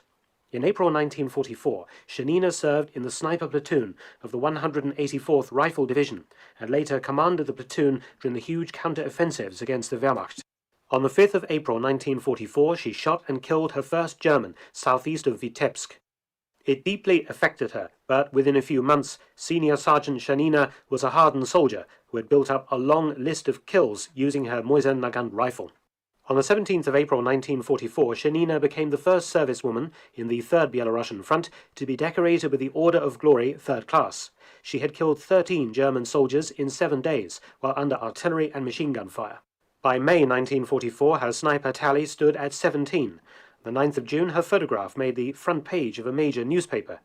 Even when women snipers were removed from combat by higher orders in June 1944, Shanina and her unit disobeyed instructions and returned to supporting the male soldiers in combat. Fuck yeah, dude. She even wrote twice to Stalin himself, asking to be sent back into action. And some of that action was very intense. During one engagement, around 50 Germans got into the trench containing Shanina and 11 female snipers. The fighting was hand-to-hand, with rifles, bayonets, grenades and shovels all used. The snipers won, even taking a few prisoners. She... Damn, dude. Fuck, those women are hardcore. and her unit were heavily involved in the battle for Vilnius. Springfield or a Mosin? That's a stupid question, dude. Obviously, a Springfield's a better rifle. Mosin Nagants are fucking terrible. In intense daily operations, Shanina disposed of a German sniper, outwitting him and other opponents with great fieldcraft and skill. By August 1944, the Red Army reached the borders of East Prussia. When Shanina entered German territory, her score stood at 42 kills. In one battle, Shanina killed 5 Germans from her sniper hideout in one action. On the 17th of September, her tally had risen to 51 kills. A Canadian newspaper dubbed her the unseen terror of East Prussia, and she received the Order of Glory 2nd Class. In late October, she was awarded the Medal for Courage, one of the first female snipers so honoured. On the 12th of December 1944, a German sniper managed to hit Shanina. She received a bullet through her right shoulder, but she soon recovered and was back in action. By mid-January 1945, her unit, using white camouflage, was deep into East Prussia. On the 17th of January, she wrote in her diary that she might die soon. Her battalion had lost 72 out of 78 members. Whoa. On the 27th of January, Shanina was severely wounded by German artillery while shielding a wounded Soviet officer. Disemboweled and with her chest torn open, she died the following day. Her last words was her regret at having done so little. But women like Shanina had done much to turn the tide against the Germans. Soviet snipers disposed of over 11,000 German troops during World War II, and a good number of that total were taken out by Red Army women snipers. Rosa Shanina was 20 years old when she died, and had 59 credited sniper kills to her name. Berlin fell to the Red Army just 3.5 months after Shanina's death. And Red Army women soldiers were at the forefront of that victory. As this lady tells us, Что вам я могу сказать? В Берлине, в центре. Скоро так забудешь. Не вдумайся глубоко, посмотришь. Напротив Рейхстаг. А здесь Бранденбургские ворота, которые ебешься камнем, который заложил. Все равно прошли. Thanks for watching. Yeah, but, you know, traditional masculinity, women are just, you know, suited for the kitchen, such and such. There's also Fighting Girlfriend. Fighting Girlfriend's an amazing story.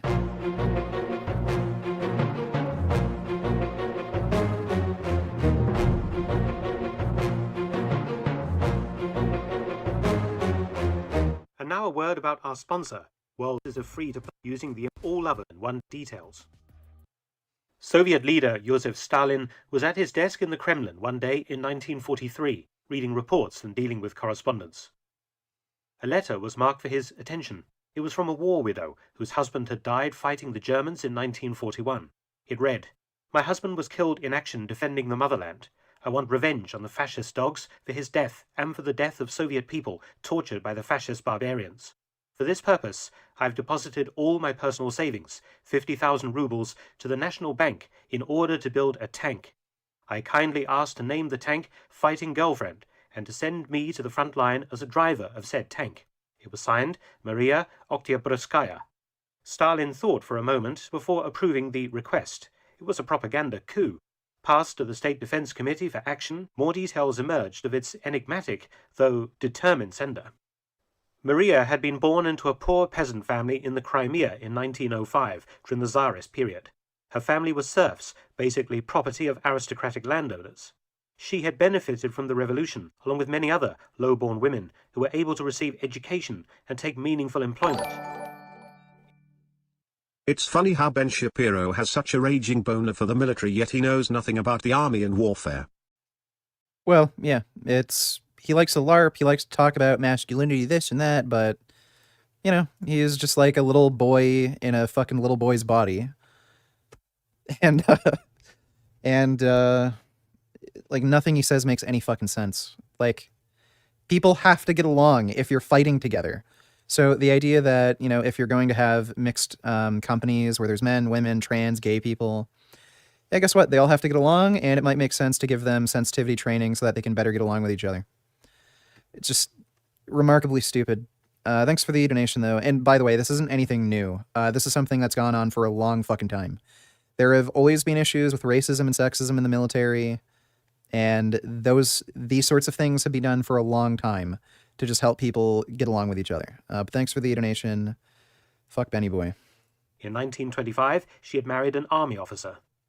The couple had changed their surname to Oktyabrskaya in honor of the October Revolution. Such was their devotion to the Soviet Union.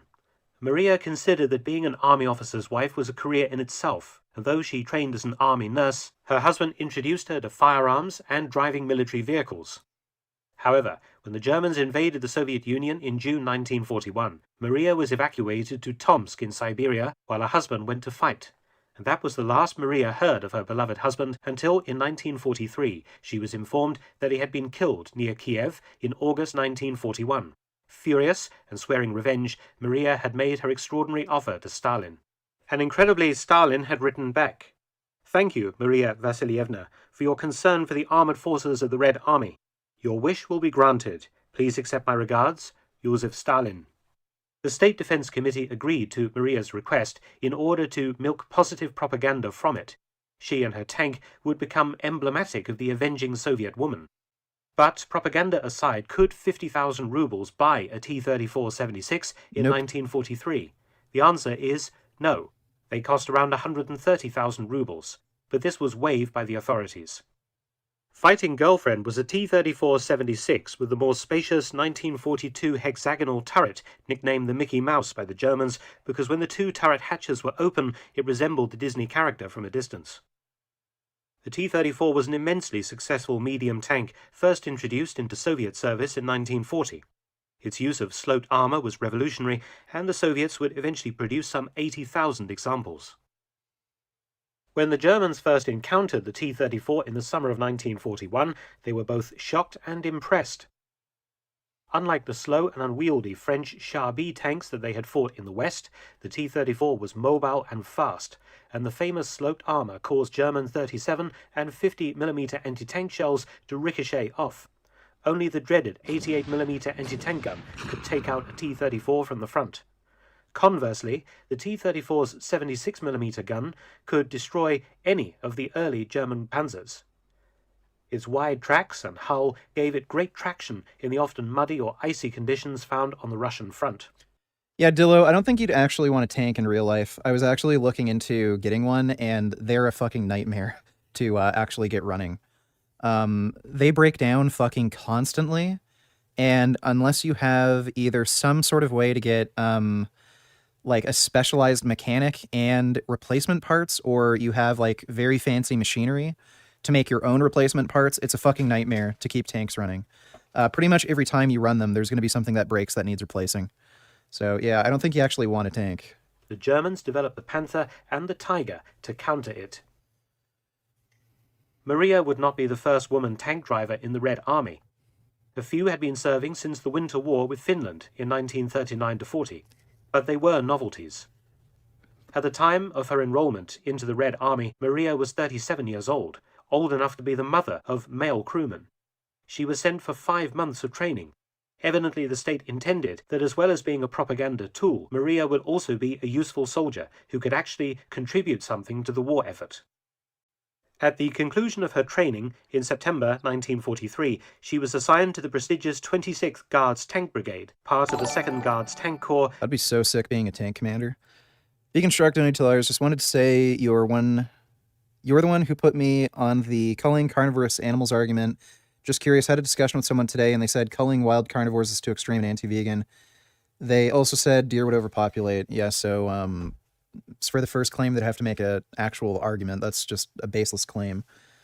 I don't know how that's anti-vegan. The idea behind veganism is to give animals rights. That would mean you have to protect the rights against people who would violate the rights and also other animals that would violate the rights. So I don't see how that's an anti-vegan statement. And as far as like certain animals overpopulating, it kind of depends on what specific species you're talking about, in what region, and there could also be alternatives to dealing with overpopulation that don't involve letting them get murdered. So reducing their range of territory, using contraceptive darts, like these are all ways that you can help control their population size if these predatory animals are actually even doing anything to reduce their population. So, and again, if overpopulation is a concern, like animal rights are an extension of human rights. So like if there was a human population that was overpopulating, should we like shoot and kill them or release like bears to kill them? Like it's just stupid when you think about it. But thanks for the donation, Vegan Shark. As a driver mechanic. The other members of the crew were all men. The tank commander, Junior Lieutenant Peter Chapotko, turret gunner, Sergeant Gennady Yasko, and radio operator gunner Mikhail Galin. The reaction of male soldiers to the arrival of a now 38-year-old female driver in a T-34 emblazoned with the name Fighting Girlfriend is not hard to imagine.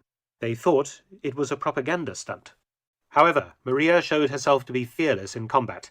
The 21st of October 1943, she went into action, Fighting Girlfriend carrying the brigade's second-in-command as an observer. Maria's tank breached the German position first, and for a hectic combat, Maria and her male crew knocked out several German artillery guns and machine gun positions, earning her the grudging respect of the rest of the brigade. On the 17th to 18th of November 1943, Maria's tank fought in a night action the town of Novoye Selo in the Vitebsk region. One of Fighting Girlfriend's tracks was damaged by German shell fire, and Maria, as the vehicle's trained mechanic, climbed out with a crewman under fire to effect a repair, getting the vehicle underway again. Damn. For her courage and devotion to duty, she was promoted to the rank of sergeant. On the 17th of January 1944... I can fucking guarantee you that is not something Ben Shapiro would do. If he was under fire and he was the fucking tank mechanic, he'd be too much of a fucking pussy to get outside of the tank. So, yeah, just... He can talk all the shit that the military's supposed to be, fundamentally masculine. Yeah, and then he'd be too much of a fucking pussy to do this shit. 4. Fighting Girlfriend took part in another night attack as part of the Leningrad-Novgorod offensive. At the small village of Zvedi, near Vitebsk, Maria did good work destroying German trenches and machine gun nests.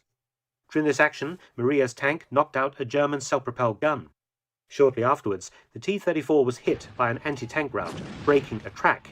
2 of the crewmen jumped out to make repairs under fire. Maria was ordered to stay in the tank, but disobeyed and clambered out to help the others. Unfortunately, a German shell landed close by, and Maria was struck in the head by shrapnel. Badly injured in the eye and the brain, surgeons operated. On the 16th of February 1944, all of Maria's tank crew came to visit her in hospital, along with the Chief Commissar, the 26th Guards Tank Brigade.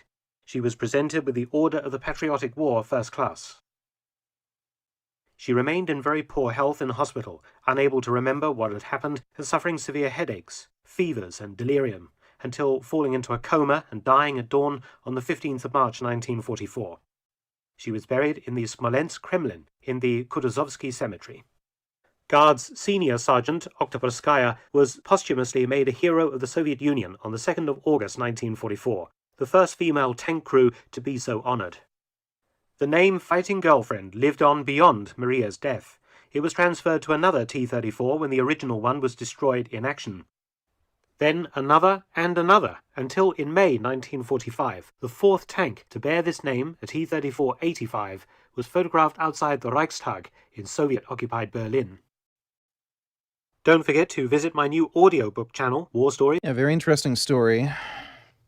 Pippi, what's up? Masculinity requires roles. It says that men are supposed to protect, men are supposed to defend, men are supposed to be strong, men are supposed to be fathers and husbands. Like, literally all those qualities Ben Shapiro doesn't have, aside from being able to fucking cream pie his wife, I guess. Like, holy shit. Dude, like, aren't you... I think he said he was 5'8" or something, and then... I don't know how tall he is, but... Dude, you are a, like, mentally weak fucking midget. And he's a mental midget and a literal midget. Who's just weak and cowardly. Like, what are you talking about? You don't even fit these fucking, archetypal, masculine traits that you're talking about. These are apparently very bad things now. You're not supposed to say these things because these things are restrictive. And as we all know, true human happiness is to be found without any restrictions. Roles must be exploded. All cultural icons must be taken over. All traditional masculinity must be discarded in favor of... What? So he lied about the military demanding that you can't say words like mother and father. That's a lie. But how did we get to him? What is this rant about now?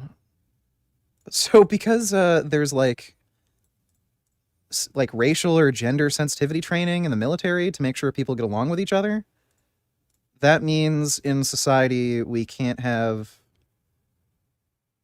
Like, we can't recognize that men are typically more masculine and women are... Like, what is he even saying? Of a kind of unicized masculinity that denies the reality of duty, denies the reality of manhood itself. That is the goal. Buddy, like, he's talking about manhood. Didn't he make video after video complaining about Ariel, the Little Mermaid?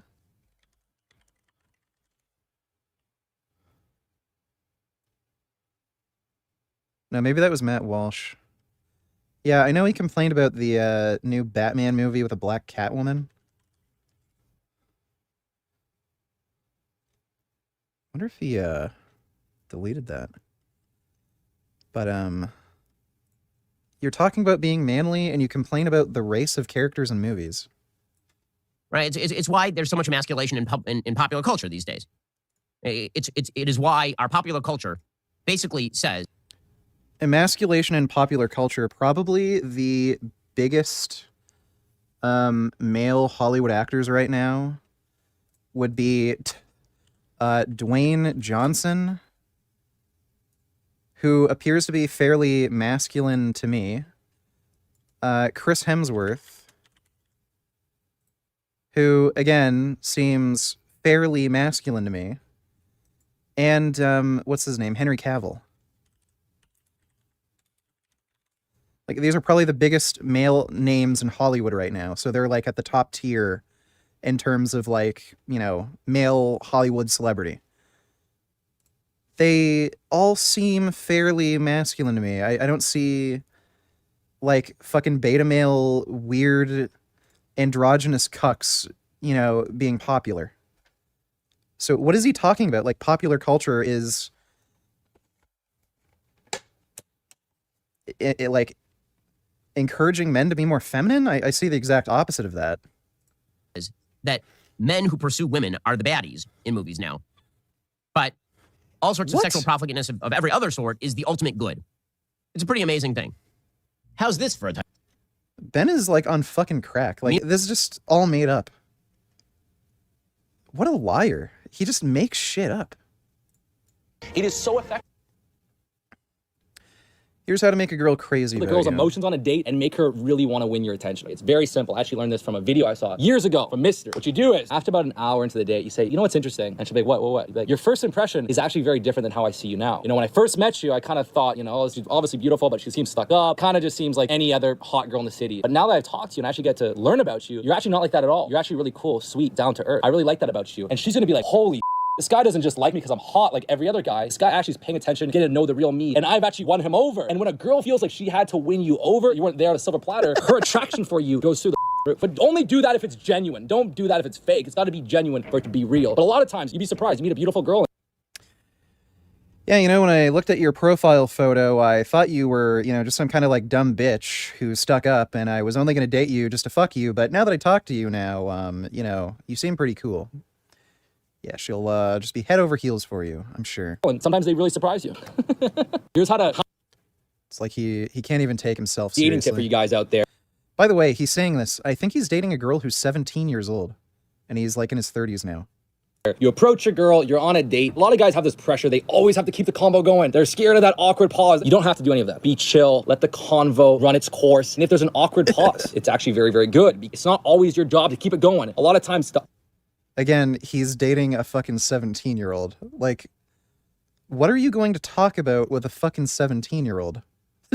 Awkward pause, the girl will kind of feel a bit of pressure, and then she will invest more in the interaction, and she'll start asking you questions. And if you never get to that point because you're just asking, saying stuff nonstop, she's going to lose interest. You want to have those pauses and let her. Yeah, how old is Kinobody? I think he's my age. No, he's 27. He's a few years younger, but... Yeah, he's, I'm pretty sure he was dating a 17-year-old girl. It was... He went on a date with his girlfriend, and he filmed it, and her age was mentioned somewhere. I don't know if they're still dating right now, but it wasn't too long ago. Yeah, here we go. All right, guys, we're fasting today. It's about 4 o'clock, and we're just about to break the fast. I like to break my fast with a light meal, a little Kino collagen, scoop and a half, and a Rice Krispie square. Pineapple, these are my 2 favorite fruits. Chest and shoulders, now it's time.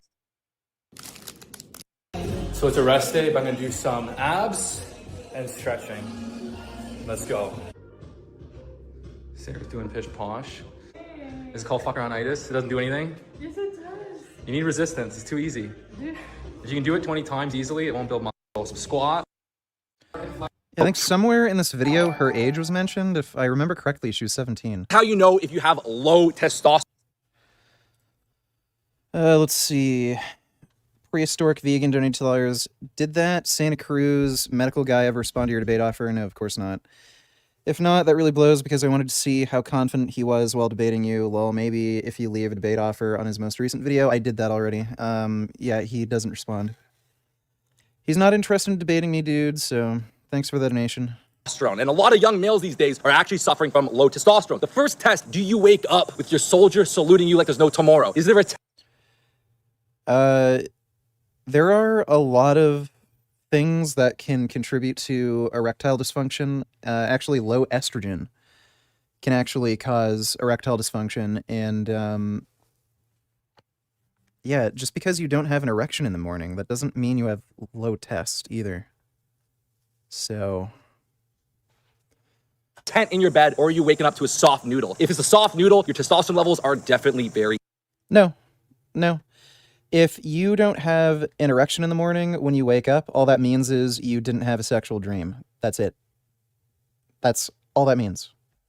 Low. It's just that typically, because men are the way they are, a lot of dreams do tend to be sexual, but no. All that means is you didn't have a dream that aroused you. Second of all, do you have a very high drive? Can you have 2-3 times a day? Or is once pushing the envelope for you? The third thing is, guys... Normally, low test doesn't have these sort of symptoms. Usually, it's low energy, poor mood, anxiety. It's symptoms like that. I think crying often is actually one of the biggest symptoms. Like, where you just break down and start crying and shit like that. That's actually kind of more of a giveaway. So no. It's usually things like lack of energy, poor mood, weird kind of emotional highs and lows where you start crying. That have high free testosterone. Effort feels good. They want to train. They get excited to lift weights, to box, play sports. If for you, going to the gym, lifting some weight is a drag and exhausting, your testosterone is low. How you know if you... Or you're heavily fatigued. Like, these just aren't... This coincides with low testosterone, but it doesn't mean you have low testosterone. Who is the man wearing the yellow shorts? This is an embarrassment known as Kinobody. His real name is Greg O'Gallagher. And he uploads the most cringe content to YouTube, especially when it comes to dating advice. Thanks for the big donation, though, Sam. Focusing heavily on squats and deadlifts is actually bull. If you're a natural lifter, it's very, very hard to, in the same week, build up your squat, your deadlift, and also get stronger on the key exercises like the incline press and shoulder press that make your... No, it's not. It just isn't. So you're not going to generate enough systemic fatigue, typically, where you're not also going to increase your upper body lifts. So no, it's just not true. Physique look powerful. So I actually flipped the script. I put most of my focus on incline presses, heavy shoulder presses, weighted chins, and I'll do a bit later for the legs. Bulgarian split squats, remaining deadlift. And it shows. I mean, your legs are lacking, so... It shows where, like, most of your effort is. And my legs are pretty freaking built. When I used to do the heavy squats and... Yeah, not as much as your upper body. Deadlifts, I got bulkier legs. My appetite was bigger, so I got a bit bulkier. I was less lean. So, basically, you are bigger, stronger, and that's a bad thing. Okay. And my bench was stuck. Now I can bench 315 for 6 reps, no problem. Didn't he bench 405 at one point? I swear he did 4 plates. 360-pound bench. Maybe I'm misremembering. 225. Okay, I could have sworn he did 4 plates. I want to see his legs. My testosterone is excellent. Yeah, his legs, especially his right leg for some reason. I don't know if he had an injury there, but yeah, what the fuck's going on? His right leg is way smaller. He's saying like it shows, like he obviously pays more attention to his upper body, and yeah, like it shows his legs are smaller and weaker. But yeah, typically you're not going to generate enough systemic fatigue from training those lower body lifts to have your upper body lift stagnate. Typically, anyway. And even when that does happen, what you can do is just cut back a bit on the volume and just train at maintenance volume for those other lifts, and then, you know, try to get your other lifts up that you're prioritizing. Thanks for the donation, though, Sam. Focusing heavily on squats and deadlifts is actually bull. Yeah, I might actually be able to squat more than him, which is a little embarrassing given my injuries. Okay. Here's why you should train your neck. Oh my god, that's so loud. All right, well, warning to headphone users. If you look at a lot of male models and movie stars, they are lean, but they actually have thicker necks. This actually makes them look more attractive and powerful. If you look at someone that has a skinny neck, even if they have good muscle size, something looks off. Here are my favorite 3 exercises to train your traps. Lying on a bench doing neck curls with traps? Thought this was neck. a 10 or 25 pound plate, reverse neck curls, and lastly, hitting some leaning dumbbell shrugs will really thicken up the traps and neck. Here's why. Yeah, I've never found traps help develop my neck. So one of the neck harnesses that you can get, where you bob your head up and down, the neck curls where you put the plate on your head, and what I also like to do is I get a rubber band and I hook it to my weight rack. I tie it around my head and then I turn left and right. I find that helps get my neck bigger and stronger. If a girl you like tells you she just wants to be friends, there's 2 things you don't want to do. What you do is you say, okay, she's just not into you. You don't want to get upset and mad, and you also don't want to be like, okay, that's fine, and then hang out with her every day, hoping that maybe you'll hook up with her. Well, yeah, she's just not into you. The powerful move to do is totally cool, totally fine, and from there on, you don't want to give her tons of attention, but it's helpful to keep her around. I've actually put a lot of beautiful... Like, if you genuinely want to be friends with her and you like hanging around, there's nothing wrong with that. But yeah, you shouldn't hang around a girl who's just not attracted to you in the hopes that maybe one day, like, that's just terrible, terrible to do. I want to see his glutes. I wonder what his diet is like. You still weigh 270? His diet's terrible. He does intermittent fasting, and he'll have like one meal a day where he just eats like steak or something or some bullshit. I don't know what his butt looks like. And yeah, I still weigh about 270. Oh yeah, these cringe fucking Instagram clips are great. So yeah, it doesn't have much of a rear end. Dear God. It's just, yeah,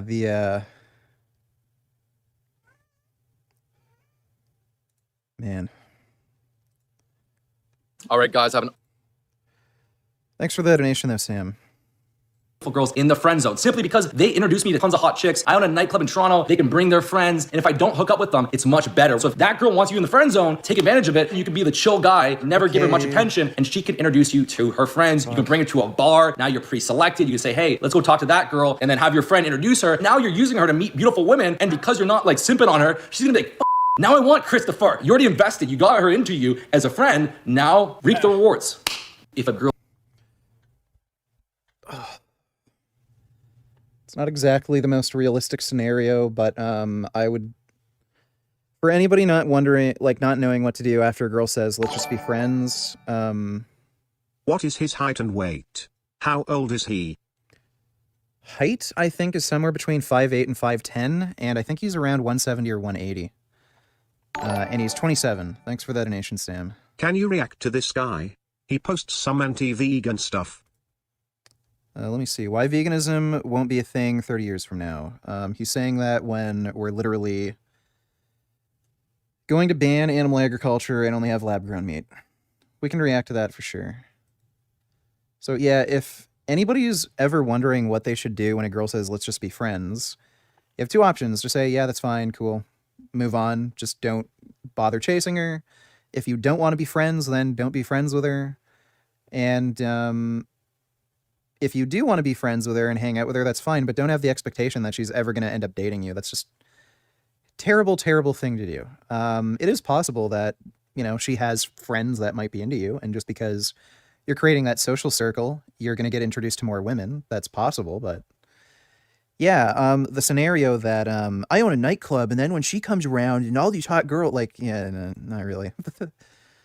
See, why veganism won't be a thing 30 years from now. What do you think about the metaverse then? Yeah, long story short, I hate the metaverse. It's just another thing to keep people enslaved, as I said, especially men. If you want to destroy society, destroy men, over-sexualize men. Some of the greatest... What?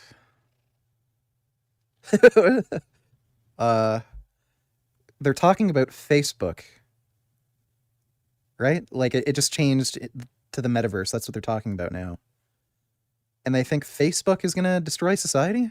Civilizations and societies have fallen because of over-sexualization. And civilizations and societies have fallen due to over-sexualization. Can you please provide one fucking example of that, please? What the fuck is he talking about?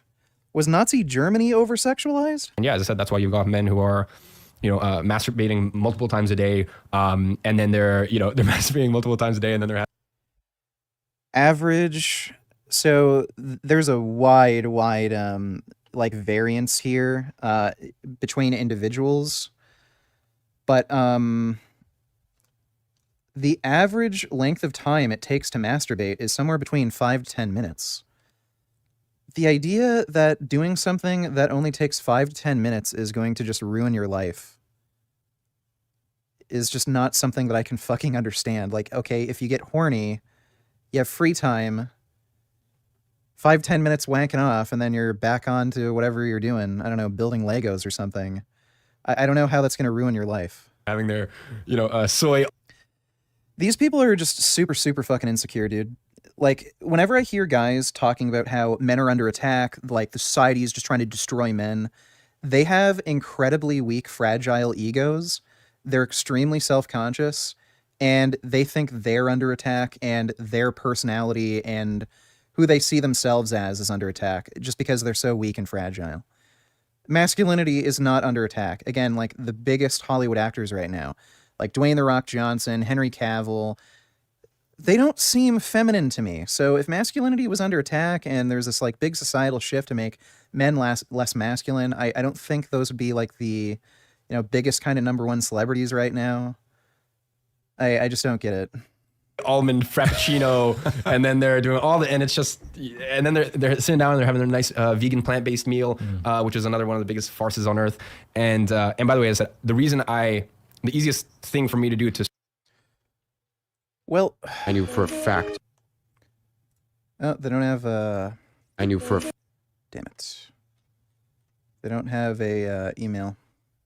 Sort of dispel a vegan is. I was going to challenge them to a debate, but I don't have Instagram and they don't have an email. Like, here's the issue. It's the only people I find who are vegans are people who grew up in New York or London or major cities, right? They've never been to a farm before. I grew up on a farm. What does this have to do with debunking veganism? Not for much of my life, but I can tell you, please tell me, 9 months a year, where am I going to get my vegetables from? When it's negative 12 degrees in Russia, where's my vegetables? What? So, dummy, I'm pretty sure if you live in Russia, you can get plant foods all year round. If you couldn't, people would probably starve to death because there literally isn't enough energy that you can get from animal foods to feed people. So, yeah, there's things like grains, beans that can be stored for a very prolonged period of time. I don't know if you even need them in Russia because it's cold there, I've heard, but there's like refrigerators where you can freeze food. You're a fucking clown. Like, what the fuck? Is this guy literally saying in the winter, Russians only eat meat and that's it? Like, just so stupid. Exactly. You can't eat these things 9 months, 8-9 months a year. So you can't eat vegetables 8 or 9 months out of the year. Yes, you can. Holy fuck. I've never encountered anyone so stupid in my life. 8-9 months a year. If we go back tens of thousands, hundreds of thousands of years, what are you going to eat? Animals. That's it. So for me. Okay, well, we don't have a time traveling machine. So I don't think that's a concern for me to think about what I'd eat if I traveled back in time 100,000 years. God, this guy is fucking dumb. Man, why can't vegans just be vegan and get on?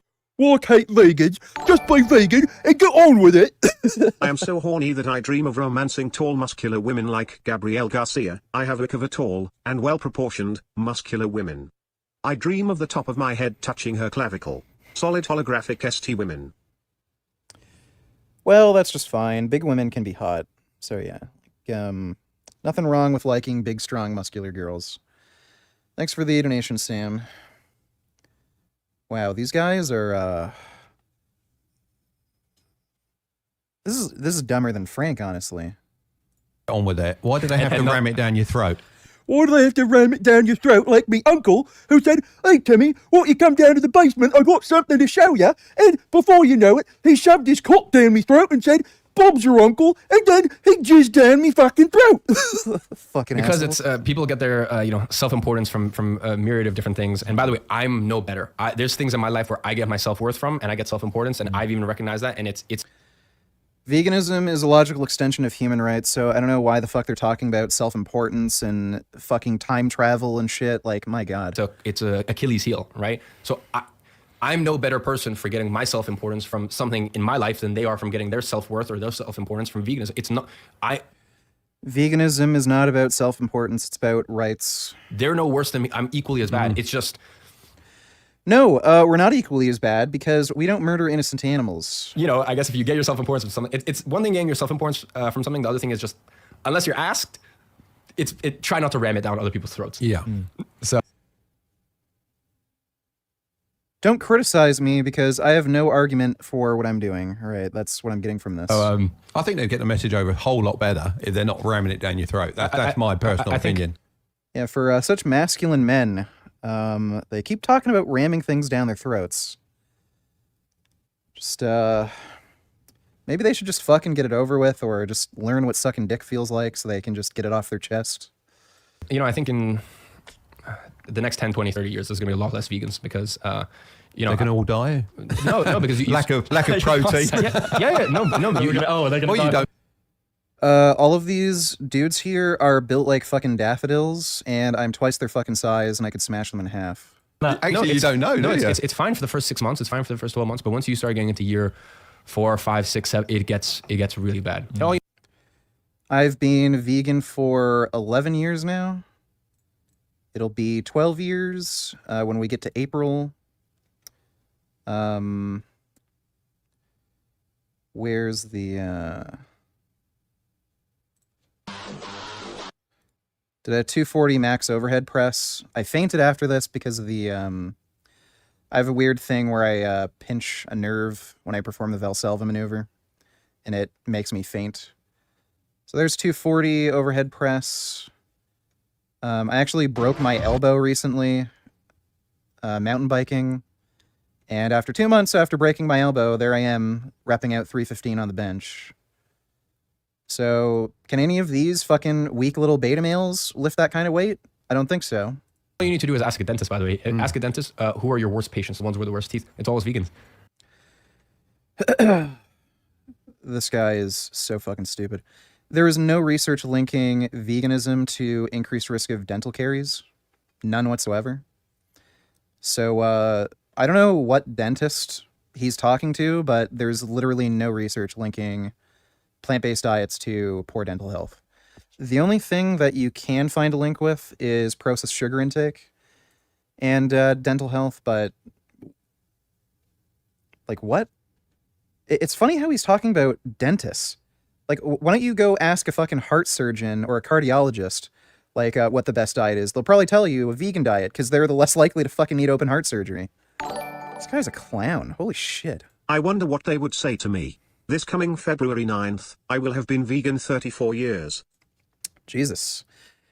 Well, they probably wouldn't really have anything to say to you other than, please don't shove your big black vegan cock down my throat. They just always keep going on about shoving things down their throat, so I think that's the only thing that I have to tell you. Thanks for the donation, though, Sam. Yeah, absolute clowns. Let's watch some Matt Walsh shit. Matt Walsh reviews an anti-What is a Woman Reddit. Okay, today, what are we doing today? Today we are doing a video that my producer McKenna is forcing me to do.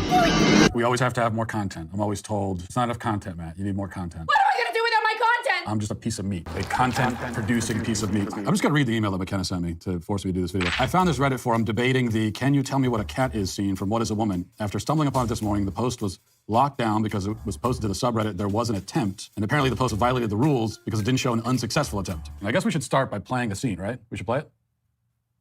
Here it is. Where does a guy get a right to say what a woman is? Women only know what women are. Are you Okay, when you're interviewing somebody dressed like this, what do you fucking expect to get? So, yeah, let's just run into random fucking crazy crack addicts on the street and get their fucking opinion on these, like, deep scientific and philosophical topics. a cat? No. Can you tell me what a cat is? This is actually a genuine mistake. I am sorry I even came up there. Do you want to tell us what a woman is? And I should also tell you a little bit of background on that before we get to the Reddit reaction. We were walking through San Francisco at the time, and after we had just talked to a gender of... Vince Gooderum wants to debate live now. Where is he? Why doesn't he just go into my chat? Is he live?